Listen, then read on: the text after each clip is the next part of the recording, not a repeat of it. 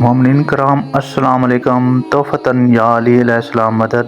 آج کا جو میرا عنوان ہے وہ سورہ مائدہ کی آیت نمبر 6 جو کہ وضو کے متعلق ہے۔ قرآن مجید میں جو اللہ تعالیٰ نے وضو کرنے کا حکم دیا ہے وہ اس آیت میں دیا ہے، تو آئیے چلتے ہیں، پہلے آیت کی تلاوت کرتے ہیں۔ اعوذ باللہ من الشیطان الرجیم، بسم اللہ الرحمن الرحیم۔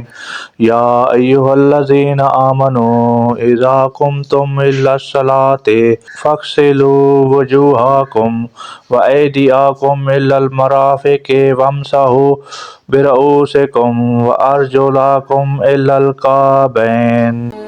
ترجمہ یعنی اے ایمان والو، جب تم نماز کے لیے تیار ہو تو اپنے چہروں اور ہاتھوں کو کونیوں تک دھو لیا کرو اور اپنے سروں کا اور پاؤں کا ٹخنوں تک مسح کیا کرو۔